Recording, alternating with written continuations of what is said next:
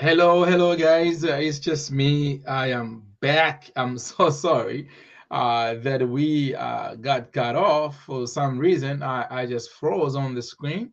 But I'm here now, and hopefully, you haven't all gone to sleep. And we can dig into some stuff and see if we can finish this session tonight.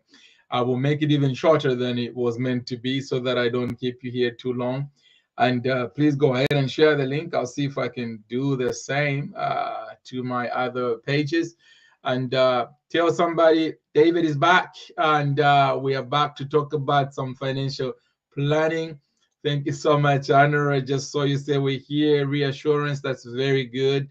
And tell whoever had gone off that we are back. We're here. Please come back and let's do this together. And let's reshare the link if at all possible. And my apologies yet again for what happened earlier on. But I'm ready to just go for it now. See if we can carry on. I don't know where we are, so I'll just kick off from the very beginning. We're talking about financial planning, and in particular, life after retirement. Financial planning, in particular, life after retirement. So I will go straight into the 11 keys to successful financial planning. 11 keys to successful financial planning. And I'm just waiting for literally a quick go ahead from my team to say, yep, it's good, share it out, and everybody is in the loop. Let me just have a look. So you guys sending the link out, the second one. Hopefully, there we go. Let me just have a look. It looks like that is happening already, which is a good thing. Okay. Thank you, by the way, for bearing with me. Really appreciate it, and it means a lot. And thank you for your patience. Okay, so let's see. Yeah, I can see the links have gone out. Okay. Jackie, hey, good to have you back. Good to have you back, guys. Really grateful that you are still here. Okay, let's see. I think I'll just put mine away.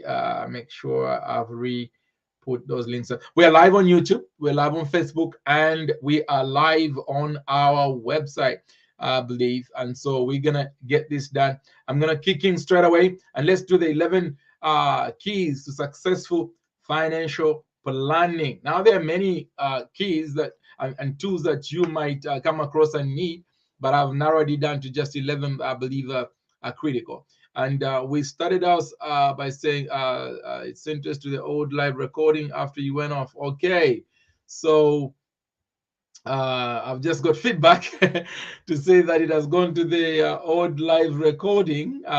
Team, are we sending the old link back to people there, or are we still sending the? Are we sending the new one? Let's just have a look at that. I've just got feedback that it was sent to the old one. Pastor Tosi says, "Good to have you back." So he must be on the new one. Uh, Bishop Tosi, did I just call you Pastor? Your Grace, I apologize. But it's good to have you on the line. Bishop says loud and clear, our Bishop says. So I'm going to dig in. I'm going to assume that this is the link that everybody has, the new one, and go for it, unless I'm mistaken. Let me see. Okay, so I've been advised that the new one has been sent out. So let's let Anna and the other people that are looking at the old one know that we are on the new broadcast. So number one, we said that your priorities when you retire will change. Life is lived in seasons. So this is the first thing you need to understand. Your priorities will change. That means that whatever plans you are going to make as you do your financial planning have to factor in the fact that your life right now is not going to be your life 10 years from now, 20 years from now, depending on how old you are. I know I'm talking to different age groups right now. 50 years from now, depending on how old you are, you will not have the same priorities. They will change. So as you make your financial plan, you must factor in the fact that you will not be the same person that you are today at the time that you retire. That's first point, the first key to understand. Key number two, to understand very quickly, we said that you must understand your current situation. Know where you are. You cannot go through life blindly or in the dark without knowing what is happening around you. Know where you are. We said a couple of weeks ago, some of you don't even know your net worth. it is time to check your net worth. You cannot do your financial planning without even knowing where you are. In other words, without knowing your net worth. What is a net worth? We said that your net worth is when you subtract your liabilities, things that cost you, things that take money from you, that you pay for, from your assets, things that add value to you. So you must understand where you are right now, which is your current situation. This is all part of your financial planning. Understand where you are. And when I say understand where you are, make sure you have a realistic assessment of where you are. Don't have your head in the clouds somewhere, thinking, "Oh my God, I have this and that," when you don't really have that. You need to be honest with yourself. Make a very honest assessment. This is not about impressing anybody. This is about taking an honest stock of where you are. Praise God. And we said number 3. No, actually, we didn't go to number 3. We were still at number 2 when we went off, because I've just looked at number 3 and I haven't given it to you yet. So let's see if we can move on to number 3. Number 3, understand your cash flow and expenses. Understand your cash flow and expenses. The reason I'm saying understand your cash flow and expenses instead of calling it what is commonly known as a budget, I could just easily say have a budget. But many people have a terrible relationship with that word. The moment somebody says budget, they even switch off. They don't want to know.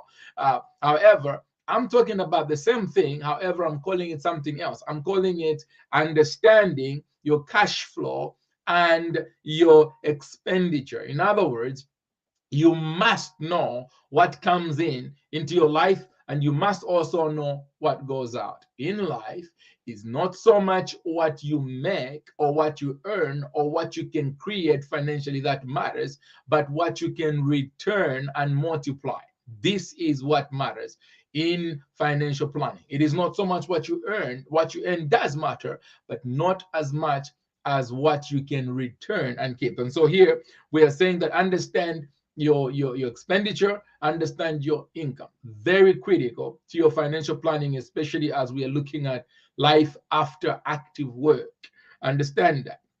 Okay, in other words, have a budget. Okay, some of you don't even know where your money goes because you don't know. Let me give you a challenge.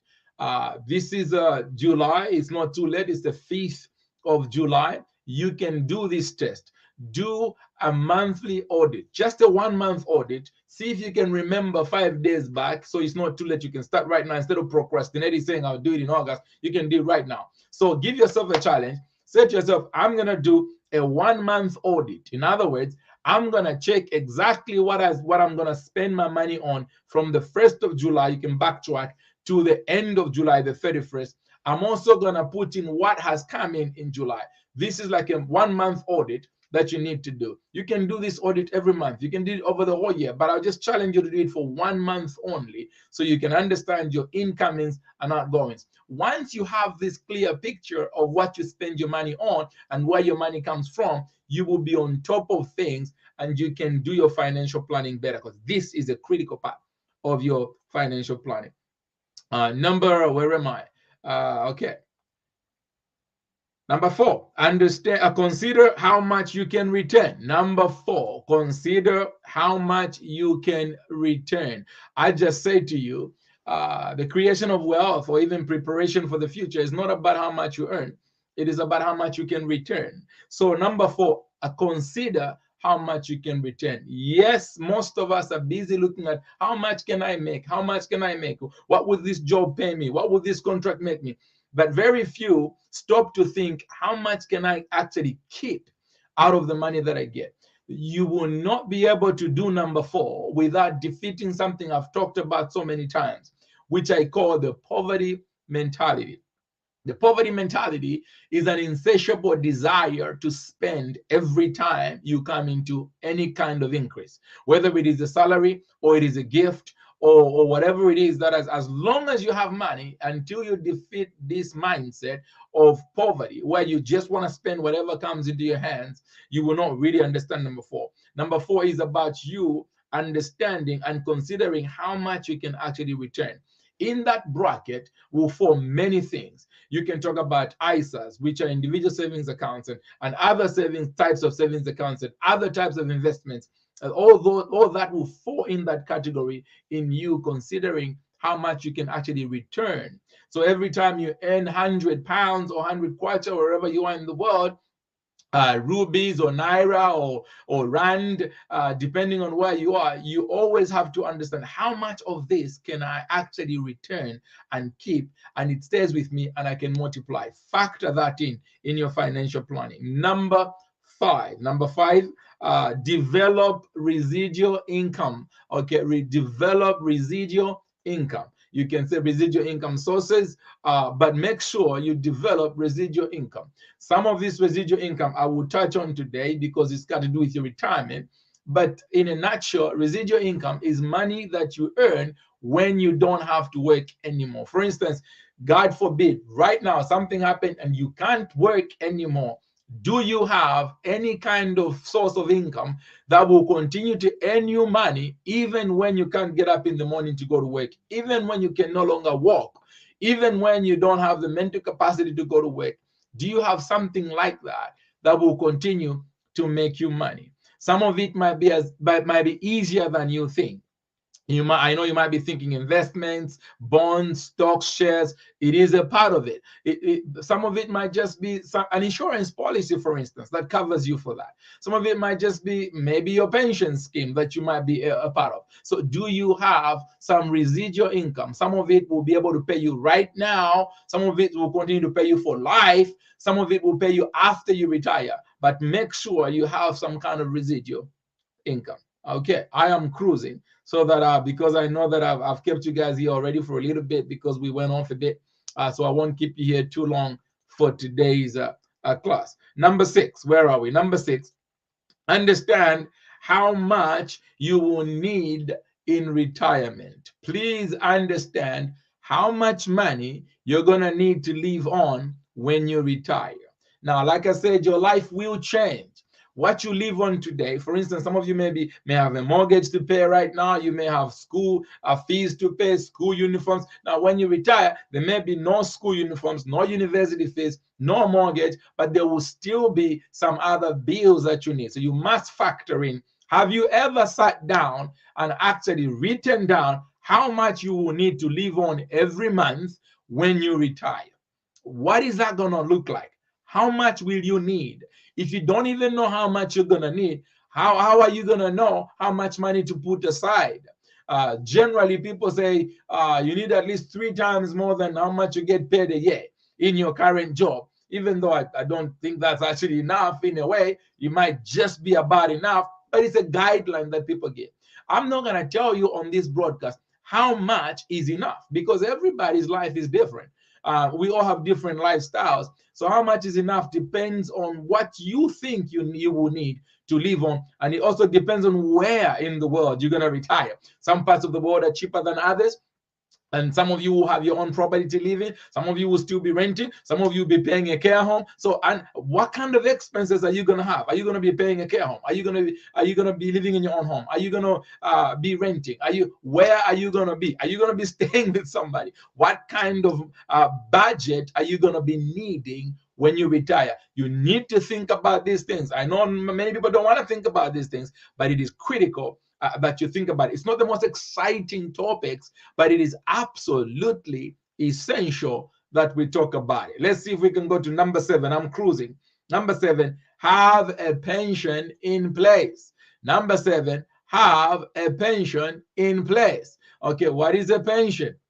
A pension is some money that is guaranteed to be given to you once you can no longer work, once you retire. It could be that you have there are different types of pensions. Maybe I'll just talk about two to narrow it down there: state pensions, and then you have private pensions. What do I mean by that? Here, in countries like in Zambia, for instance, you have NAPSA, you have a state pension where you contribute through your employer, and after that, they get to pay you some money when you've retired. In England, since I'm in England, I'm going to see if I can focus on that.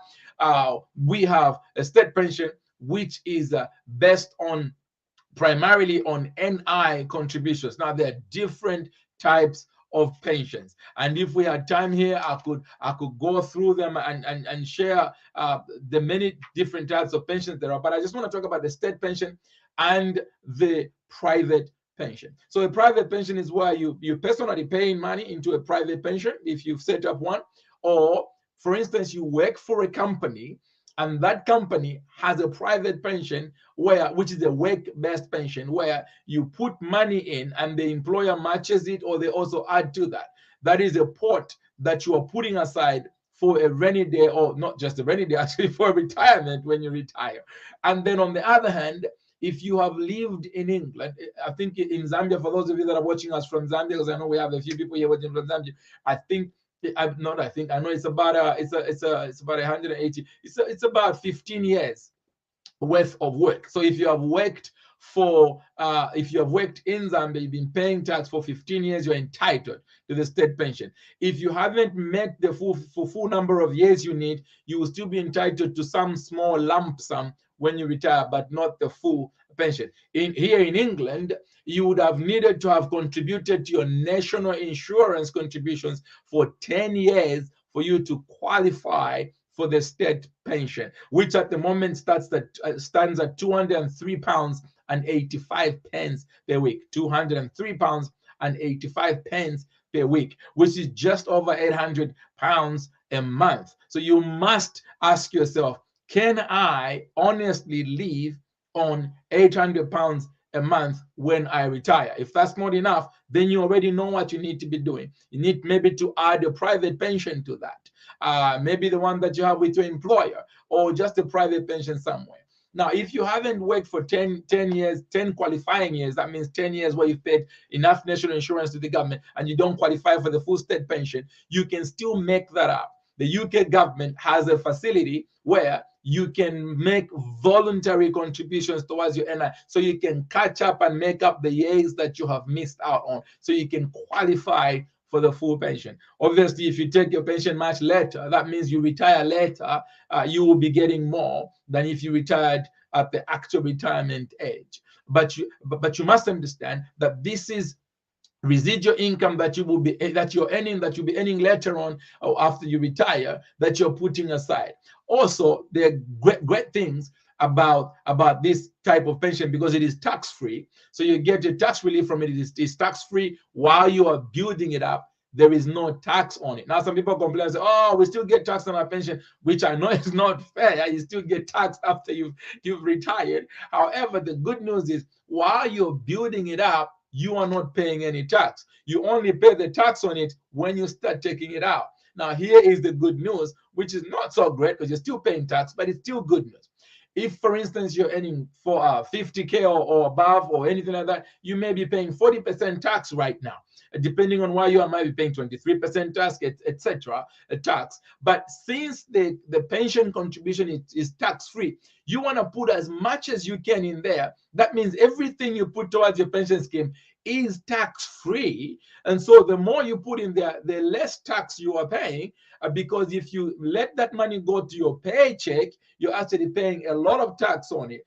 But the other side of it, the flip side is, this same tax-free money, later on when you retire, even though you will get taxed on it, the tax bracket you will fall under during retirement is not as high as your tax bracket right now at a young age working. Right now, you're on a high tax bracket and you're going away free of tax as you do those contributions. So when the time comes for you to get taxed on your pension, it will not be the same percentage that you will be getting. It will be a lower tax percentage. So it is in your best interest to put as much aside towards your pension as you possibly can, because it is your way of saving money for a rainy day, one day when you are not able to go to work anymore. You're not able to walk as fast anymore. I can already feel my knees ache when I run up the stairs in the house. I try to run up the stairs every day just to check out. I still got it. But whatever you do, a time is coming when you will slow down and you will need this. So I know I've labored this one a bit more because it needed to be labored. Maybe one more thing I can tell you before I move on from the pensions is that the state pension even though you will be entitled to it, please understand that it is not automatic. In other words, you must apply for it. You must claim it. Okay, it is yours. They will give it to you, but you still have to put in the claim. You have to get in touch when you retire and put in the claim and ask for it. A few weeks or so before you retire, the government is supposed to write to you to remind you. But just in case they don't, please know it's not going to happen automatically. You must put in the claim. Let's see if I can leave the pensions alone and move on to the next one, because I want to finish in good time. We've done 20 minutes. I don't want to do more than 10 minutes from now, and then we will park. Where am I? Number 8. If you have any more questions about pensions, feel free to ask me, inbox me, whatever you want. I'll be more than happy to answer. Okay. With the private pension, by the way, even whether it's the state pension or private pension, the state pension, even if you change your jobs, somebody's asking, what if I change my jobs? Your state pension still carries on because it's your NI contributions, your national insurance contributions. Even if it's the private one, you might end up with 3 or 4 or 5, depending on how many companies you work for. You have the choice. You can keep them separate, or you can put them together in one private pension. So when you retire, you'll be getting different pensions, the state pension and the private one. But like I said, I'm happy to answer any more questions you may have if you send me a message and inbox me. Okay. Number 8. Take out life insurance. Now, this is something a lot of people don't want to talk about, especially our people, Cushite, our people of this color. They don't want to talk about life insurance because they think you're jinxing your life. If you talk about life insurance, you might die sooner. Listen, whether you talk about insurance or not, whether you take out life insurance or not, you're going to die. I'm sorry to say. It is the reality of life. All of us are going to go someday.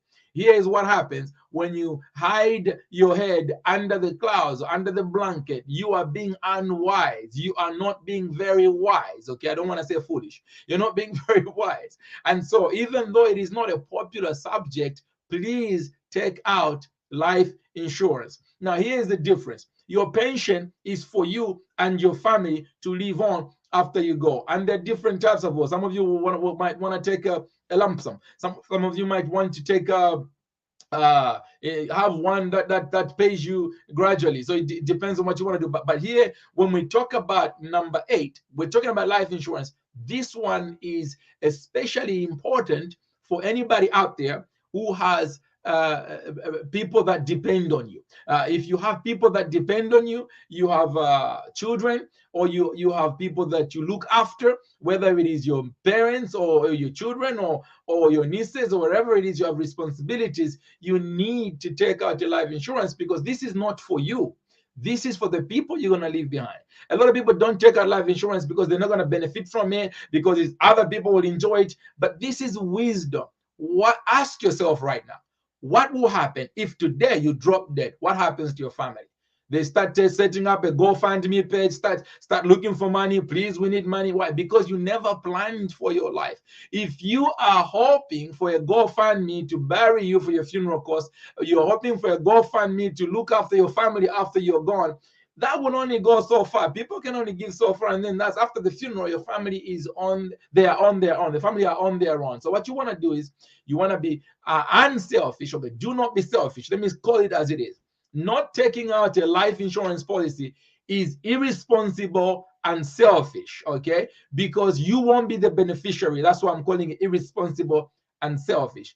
God forbid if you were to drop right now and not be able to be here anymore, your kids and your family should still be able to be looked after.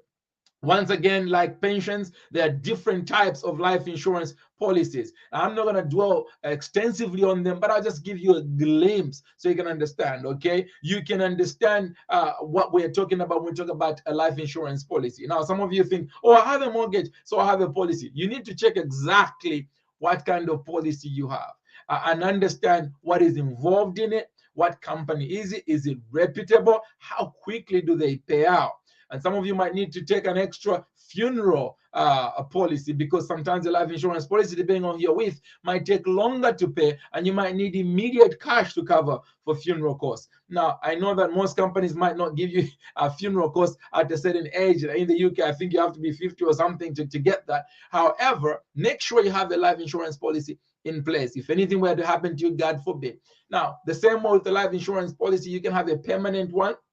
Okay, you can have a permanent life insurance policy, or you can have a term life insurance policy. I'll quickly explain those two, even though there are several other insurance policies out there, but I'll just dwell on these two because of time. So the permanent one is much more expensive because it will pay anytime. So if you were to drop dead 1 week from now, they will pay out. If you were to drop dead 10 years from now, they will pay out. If you were to drop dead 50 years from now, they will still pay out. That's a permanent one. It costs you so much more because of the risk that the insurance company takes to be able to pay out anytime you were to drop dead or demise or fall asleep. I don't know what sweet words to use to describe death, but you all know what I'm talking about.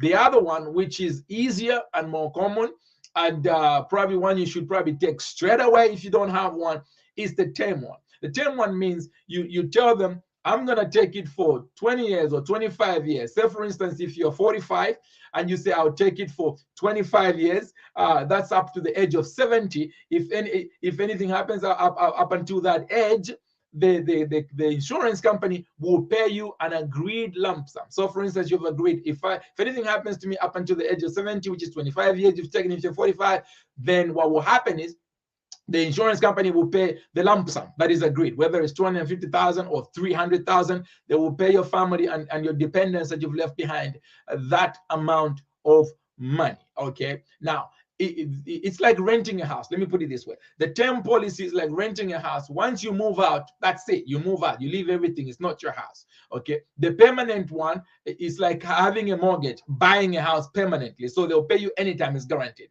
So at the age of 70, the term one, if you're still alive at 70 and you haven't gone, it ceases to exist. Okay, it ceases to exist. But my hope and desire is that by the time you turn 70, hopefully you've accumulated enough wealth not to need the policy. The policy is an insurance, as it is, to cover you between now and 70. If anything happens to you before you generate enough of an inheritance for you and your family, then they can pay out. However, by the time 70 comes, or whatever age limit you've agreed, and you're still alive, it just goes away and you've just contributed, and that's it. You won't get it back, which is fine. But that should not stop you from getting a policy. It means up until then, you are covered. Your family is covered if anything happens to you.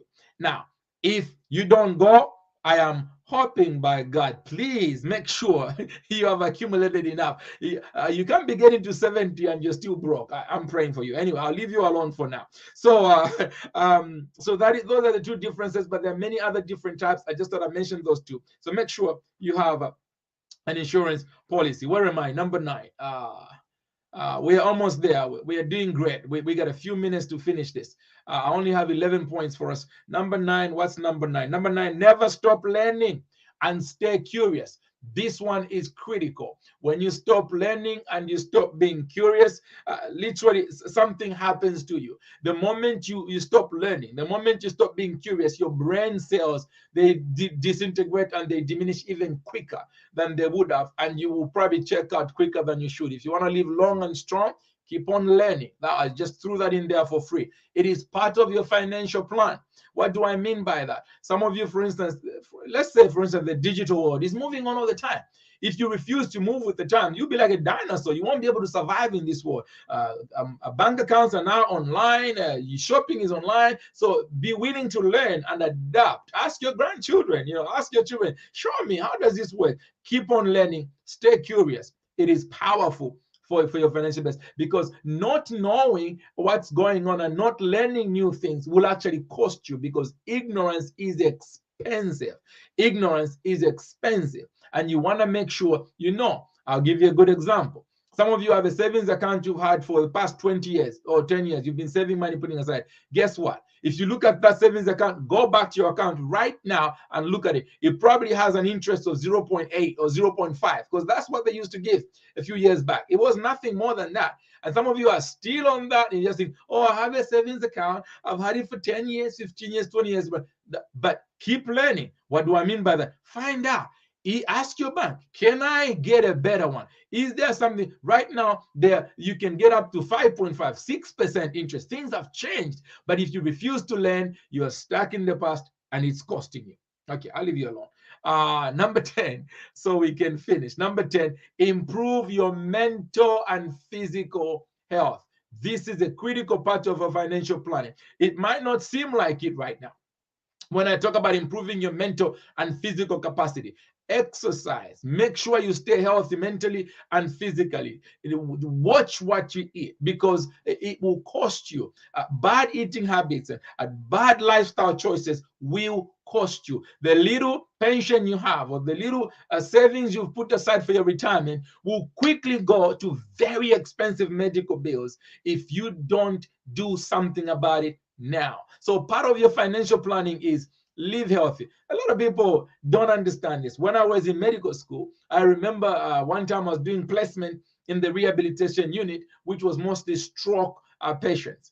And the story was very common with a lot of people that were in the rehabilitation board. The story was like this.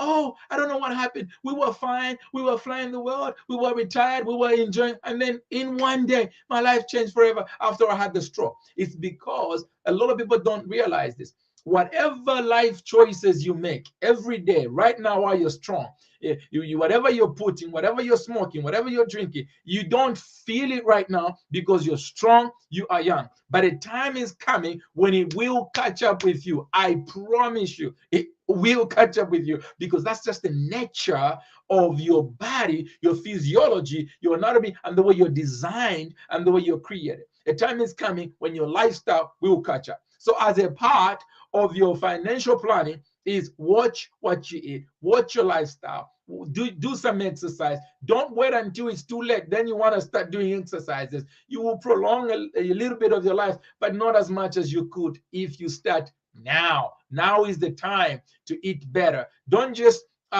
do healthy lifestyle choices just to lose weight and look good in the summer. No, no, no. Do it for your life and for yourself. Because one day, your lifestyle choices today, how much of that sugar you're taking today, how much of that salt you're taking today, how much of that oil you're taking today will have a financial impact on your life one day because medical procedures are not cheap, they're expensive. Not only that, you want to enjoy the latter days of your life, not spending them sick all the time. I'll leave you alone. Let's see if we can finish this. Where are we? I believe we are at number 10. We only have one more to do. Number 11. Number 11, keep faith and hope alive. What do I mean by this? After I give you number 11, then I'll quickly give you 5 quick tips that will help you towards the insurance a part of things so that and the pension so you can understand and take that home and then we can part. So very quickly, the last one, keep faith and hope alive. What do I mean by that? Keep faith and hope alive. By that I mean never be in a situation where you have nothing to look forward to. Okay, if you have nothing to look forward to, you're gonna go very, very quickly. Have faith in the future. Do not be scared of the future. Create your future by preparing for it. That's what we are doing this session. Create your future by preparing for it. Don't be afraid of it. Look forward to it and celebrate it and enjoy it. After all, if you are there and you are retiring, it means God has kept you this long. Many people have gone before their time. So very quickly, let me give you 5 tips and then we can pack tonight. I hope this is helping somebody out there and you can put this to practice and hopefully it will work for you. So very quick tips. Quick tip number 1. Tip number 1, with life insurance, the sooner you buy it, the better and the cheaper. Do not wait another day. If you don't have life insurance, get it today. I don't have any shares in any insurance company. I'm just doing this to help you. The longer you wait, the more expensive your policy. I'll give you an example. If you take your policy in your 20s or in your 30s, it will probably cost you 10, 15 pounds or what a month. And then you can maybe get a lump sum 300,000 afterwards. If you die, your family will get that. However, if you wait until you're in your 40s or 50s or whatever, the same policy in your 40s, for instance, you will be paying about 30 pounds, which is double, okay, per month. If you're in your 50s, the same policy, you'll be paying 45 pounds. Okay, so the quicker, the sooner you get your policy, the better. If you have children, my friends, please listen to me. If you have children, you have grandchildren, you have nephews, you are a pastor in a church, you are looking after people, please advise them. The sooner the better. Talk to the young generation. Let them not wait until us when we were taking insurance later in life. We're paying more. I wish somebody told me this sooner. Okay, I took mine slightly later, so I'm paying a little bit more than I really should be. If somebody had told me what I'm telling you now, I would have taken it a lot earlier and I'll be paying near to nothing. But the payout will still be the same. So if you take it earlier, you will still get the same money somebody who takes it late will be getting if you die, your family will, but you will be paying peanuts. While if you take it late, you'll be paying too much money. That's what I wanted. It's just 5 quick tips. That's number one. Number two, don't just pick the cheapest insurance policy you can find. Look at the print. Find out who are they? How stable are they? Will they still be in business? And how do they pay out the insurance policy afterwards? How difficult is it to get paid afterwards? Will my family suffer just because I'm being a cheapskate? I want to pay the cheapest I can get right now. Cheap doesn't always mean good. Okay, make sure you read the benefits of that policy. I would rather pay £2 more, 3 kwacha more, 10 kwacha more, but knowing that I'm getting the best deal for my family. Remember, this is not for you, this is for your family, for after you are gone. How would you love to go home to glory to be with the Lord without having to worry about your children's education, without having to worry about your mortgage or your house, where the family are going to live? Not only that, if apart from just getting a lump sum, they can also get, there's another policy where you can do, for instance, if your salary is say £2,000, you can make a policy that pays out £2,000 to your family even after you're dead. That means your salary never changes. You can even increase it to 2,500. So even after you die, your salary even improves and your family have even a better life. Now, I'm not saying go around and start poisoning your family members because they have your policy. I'm just kidding. But anyway, what I'm saying is literally make sure you get that done. Number three. I've already mentioned number 3, so I'm just saying state pensions are not automatic. You have to claim them. That's number 3, but I've already talked about that, so I'm moving on. Number 4, life insurance is critical if you have dependents. It's non-negotiable. If you have people that depend on you, young people, older people, whoever it is, if they depend on you, life insurance is non-negotiable. Whether you speak in tongues, you're born again, you're a man of God, you're a woman of God, I don't care. It's non-negotiable unless you are a multi-millionaire in your own rights, and that can also be your life insurance. Life insurance just means that after you go, if you're no longer here, your family is looked after. If you've already done that, you've already accumulated millions, you're already loaded, you're already rich, you don't need a life insurance policy. That's a waste of money. I'd rather you take that money and invest it in an investment somewhere instead of giving it to an insurance company, because you already have the wealth. You don't need the policy. However, if you have not accumulated millions, you need the policy. Get it? Number 5, and finally, beware of pension scams. I just thought I'd mention this before I go. Beware of pension scams. What do I mean by that? In the United Kingdom and in other parts of the world, I believe in Zambia, for instance, the government signed a bill that allows you to take some of your pension out, a percentage of it. I think it's 30% or so, something like that. You're allowed to withdraw. Don't quote me on the exact percentage, but because I need to double check. You are allowed to take out a lump sum. Beware of pension scams. What do I mean by that? People will tell you, oh, take out the lump sum and can invest it here so that we can accumulate and increase that for you. Be careful. Make sure you check that. Also, some word of wisdom. In the UK, I believe it's 25%. You can take out 25% of your pension right now while you're still alive before you retire, and you can invest it somewhere and multiply it your own way. After all, a pension scheme involves investments, except you're not investing the money yourself. The pension scheme is investing the money on your behalf. But you can take out 25% in the UK and invest it yourself. However, remember, okay, that if you are whether in Zambia or in the UK, the facility to take some of your pension scheme is not for you to take it and go crazy spending and shopping and showing off. That is not the point of taking some of it, because one day you're going to need this money. You are squandering your retirement money, you are eating your future, and you will suffer one day while you shine today. If you are planning on taking some of this retirement money or pension money earlier, or a percentage of it, make sure it is for investments. Make sure it is so you can multiply it. Don't take it to squander. You are eating your future right now. Please don't do it. Many people have already taken this money and they are living large. And I want to tell you that you're eating your future unless you are withdrawing it in order to invest and multiply. I think I'll park there for now, so that we don't go over 40 minutes, because that wasn't my intention. There is so much to say. That is why it's taking so long to say this. However, I'm always here. I'm your friend. Send me a message. I'm happy to help and point you in the right direction if I can. If I cannot have the answer you need, thank you, Melon, for the summary. I appreciate that. Then I will tell you that I don't have the answer, or I will try to find the answer for you. God bless you guys. And Bishop, our very own Bishop Toss, we're looking forward to having you here at the Grace Life Conference. But we love you guys, appreciate you, and thank you for joining me. We are back on Sunday on the broadcast, but again, we have another installment on Wednesday next week. I'm not sure if my bishop friends are with me next week. I need to have a chat with them. They are all busy. I've just realized that on the Made by Grace show for the men, I'm the only non-bishop. Everybody else is a bishop, but it is well. But we will let you know if the bishops and myself are back next Wednesday. Otherwise, I'll be back with another practical installment if we can't get the men together for next Wednesday. God bless you. Keep the faith, keep the joy, keep on standing, and I will see you guys next time. God bless you. Ciao for now. And thank you for your patience, by the way, especially after we cut out. Ciao for now. Ciao, ciao.